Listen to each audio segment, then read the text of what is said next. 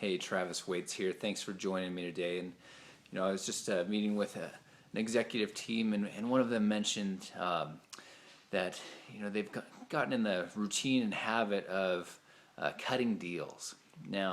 What they meant by that is, when they're negotiating the different takeovers and contracts that they have for their business, for their corporation, sometimes it requires finesse, sometimes it requires compromise, sometimes it even requires conflict resolution. But when they were talking about cutting deals, it really triggered this thought within me, and I asked him. I said, so when you are cutting that deal, what is that experience like for you?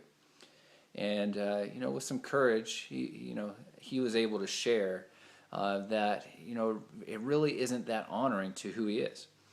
In fact, it's actually something that he doesn't sleep well at night about. He actually has some guilt around. So let me ask you, in your professional life, are you cutting deals? Let's actually make it more personal.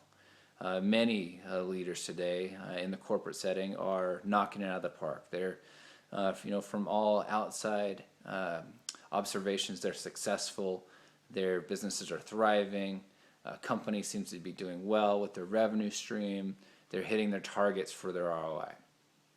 But if you look deeper, those same leaders, even within personal relationships, maybe it's their family, maybe it's their engagement with their kids, maybe it's even their engagement with their spouse. They're feeling aloof. They're feeling burned out when they get home. Not a lot of energy mentally or emotionally to engage with others. When the weekend comes, it's just a slight exhale, but it's actually cross off the things on the list to do around the house and try to engage. They feel like they're in this perpetual catch-up mode. Each night, they hit the pillow and it just lights out because they're literally burning the candle at both ends. So the deal that they're cutting, frankly, is to undercut who they are, so that they are functioning in their human doings instead of human beings.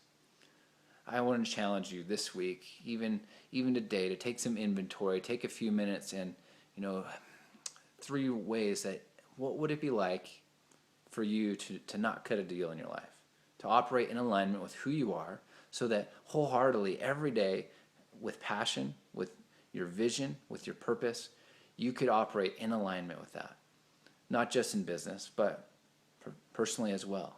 Every relationship that you touch, whether you're a parent, a spouse, obviously engaging in community, but leadership never stops, and it is all about influence. And unless you're operating in alignment with who you are, doing the things that really you are equipped to do best, you're not going to function at your highest potential. For these and other tips, please join me on my website, traviswaits.com.